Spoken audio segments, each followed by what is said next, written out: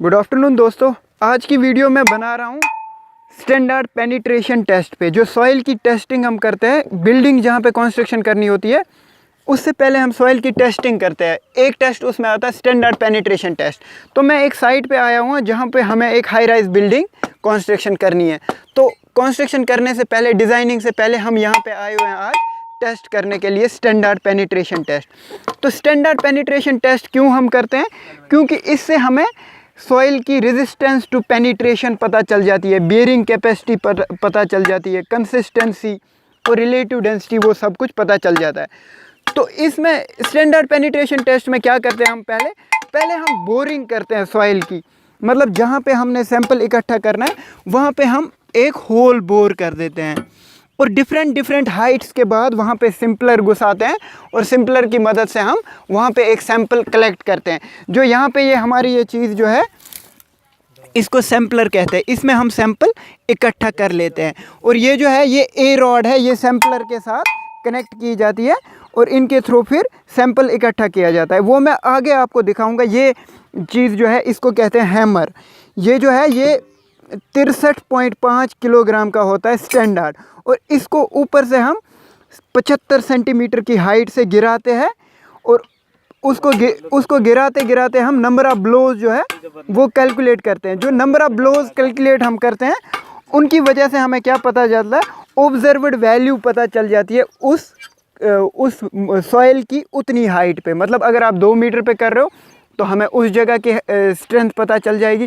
10 metre को कर रहे हो तो वहाँ पे कुछ डिफरेंट वैल्यू आ जाएगी। जितना मतलब सॉइल अगर स्मूथ होगी तो वैसा आएगा, अगर हार्ड होगी तो वैसा वाला आएगा। तो इसी को हम कैलकुलेट किए जा रहे हैं और मैं आपको साथ साथ में ये बताता चलूँगा। अभी तो फ़िलहाल जो ये कर रहे हैं, ये बोरिंग कर रहे हैं पहले 4 मीटर के लिए। 4 मीटर जो ही कंप्लीट हो जाएंगे, 4 मीटर के बाद हम सैंपल कलेक्ट करना शुरू करेंगे और हम आपको वो दिखाएंगे कैसे सैंपल कलेक्ट करते हैं हम इस टेस्ट में। ये देखिए, अब हम सैंपल इकट्ठा करने वाले हैं। अगला सैंपल जो लेना है हमने, जो मैंने 4 मीटर आपको कहा था, वो वाला सैंपल लेने वाले हैं। तो उसके लिए जो हमारी ए रॉड है उसके साथ सैंपलर को कनेक्ट कर लिया गया। अब इसको वो बोर जो किया हुआ है हमने होल, उसके अंदर ले जा रहे हैं। तो बोर होल में जो ही ये भरेंगे उसके बाद एक और ए रॉड इसके साथ कनेक्ट की जाती है। वो देख लो कर रहे हैं कनेक्ट इसके साथ। ए रॉड कनेक्ट करी और अब इसको पूरा वहाँ तक घुसा लिया गया ज़मीन में जहाँ तक हमारा बोर किया हुआ होल है। उसके बाद क्या करेंगे, इसके ऊपर ये लगाएंगे सैंपली, इसको कहते हैं। इसके ऊपर जो हम हैमर ब्लो करते हैं वो इसी के ऊपर आ जाता है। उसका जो वज़न है वो इस पे लग जाता है और उसकी वजह से लोड नीचे ए रॉड के थ्रू सैंपलर पे पहुंच जाता है। अब इसके ऊपर ये जो हमारा हैमर है, जो मैंने कहा था ये 63.5 kg का होता है, इसको सैंपली के ऊपर लगा देंगे। ये देख लो, लगा दिया। इसके बाद क्या किया जाता है, जो हमारा ये 75 सेंटीमीटर नीचे को रह गया, इस पे हम 3 निशान नीचे लगाएंगे। वो 3 निशान कितने पे होंगे? पहला निशान होगा 15 सेंटीमीटर पे। ये देख लो, अभी लगा रहे हैं। पहला निशान 15 सेंटीमीटर पे, दूसरा निशान और 15 मतलब 30 सेंटीमीटर पे, और अगला निशान 45 सेंटीमीटर। और दोस्तों, जो ये पहले 15 सेंटीमीटर होते हैं ना, उनका जो ब्लो लगता है उसको हम कैलकुलेट नहीं करते हैं। जो ही 15 सेंटीमीटर से आगे 15 to 30 चलता है उसके ब्लोज कैलकुलेट करते हैं। उनकी वजह से हमारी एवरेज वैल्यू निकलती है एक, उसको क्या कहते हैं हम? Observed value. उससे हमें पता चल जाए। ये देखिए, ब्लो लगा रहे हैं इसमें और ये जो घुस रहा है उतना पहले 15 सेंटीमीटर। ये देख लो, फ्री फॉल करते 75 सेंटीमीटर हाइट से। ये देख लो, जो पहला वाला था हमारा, पहले 15 सेंटीमीटर आ गए हैं। अब ये 15 सेंटीमीटर से आगे अगले 15 सेंटीमीटर तक जाने वाला है। ये 75 सेंटीमीटर से फ्री फॉल करा रहे हैं इसको, और एक बंदा कैलकुलेट कर रहा है कितने नंबर ऑफ ब्लोज आ जाएंगे। वो हमारी ऑब्जर्व्ड वैल्यू आ जाएगी, उससे हमें स्ट्रेंथ पता चल जाएगी इसकी।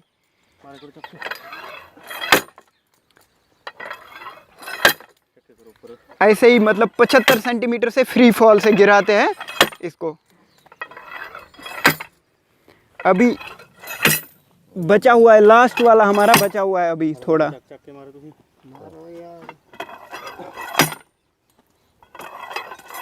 हो गया पूरा।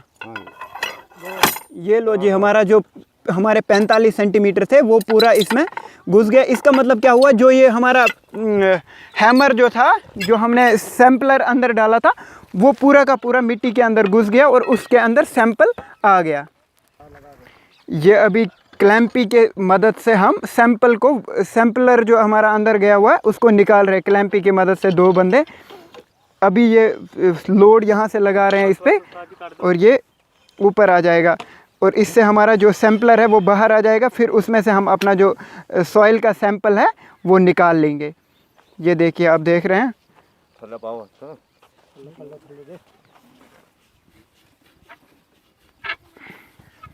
ये जो ए रॉड है उसको खोल रहे हैं, एक ए रॉड को, क्योंकि ये लंबी हो रही थी अब और इसका लोड भी ज़्यादा हो रहा था। अब सैंपल जो हमारा निकलना है वो आ गया। ये हमारा सैंपलर निकल गया। अब इसको खोल के इसके साथ नट बोल्ट वाला कनेक्शन था उसको खोल देंगे। उसके बाद हम सैंपल अपना यहाँ से कलेक्ट करके पॉलीथीन के अंदर डाल देंगे।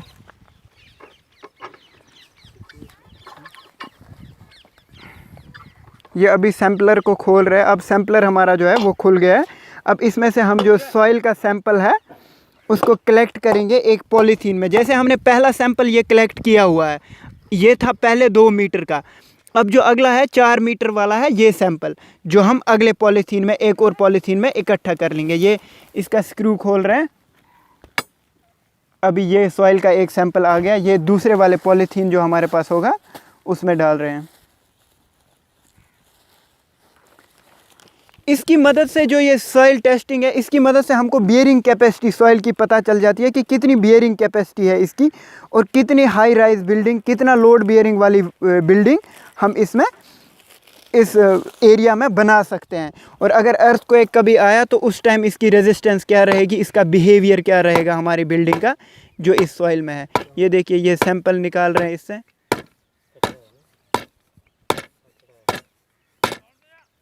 ये सैंपल को हम खोल रहे हैं। ये सैंपलर में से हमारा जो सैंपल था वो निकल गया। इसको अब हमने इस पॉलीथीन में डाल दिया है और ये पॉलीथीन में से फिर ये यहाँ से जाएगा लैब में टेस्टिंग के लिए। तो ये हमारा जो सैंपल था यहाँ से सैंपलर से निकल गया है।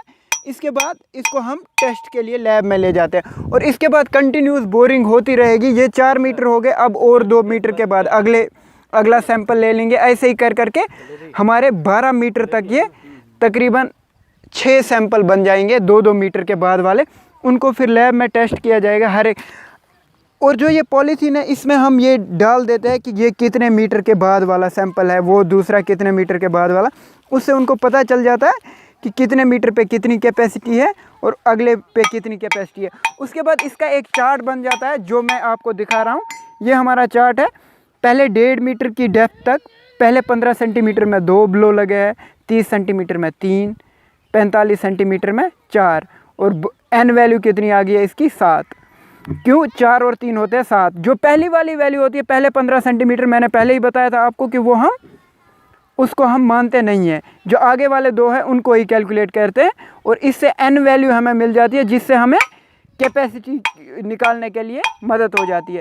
ये देखो 5 और 7 हो गए 12, तीसरे में 4 और 4 8, दूसरे में ऐसे ही सबका हमारा एन वैल्यू निकल जाता है। और ये एन वैल्यू लेके हम साइड से चलते हैं और उसको लेके जाते हैं लैब में और वहाँ पे हमारे टेस्टिंग हो जाती है इसकी पूरी। ये देख लो, ये था।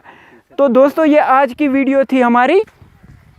क्या था इसका आज का topic, standard penetration test.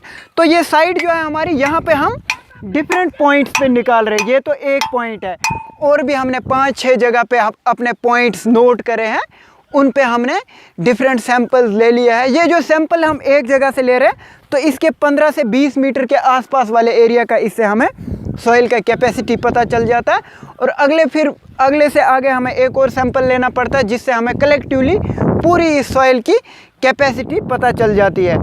Thank you दोस्तों मेरी वीडियोस देखने के लिए, और मेरी वीडियोस ऐसे ही देखते रहना और मेरे चैनल को सब्सक्राइब कर लेना, ताकि मैं आपको ज़्यादा से ज़्यादा सिविल इंजीनियरिंग की नॉलेज देता रहूं, सिविल इंजीनियरिंग की डिफरेंट वीडियोस डालता रहूं अपने चैनल पे और आप लोगों को फ़ायदा हो जाए। Thank you.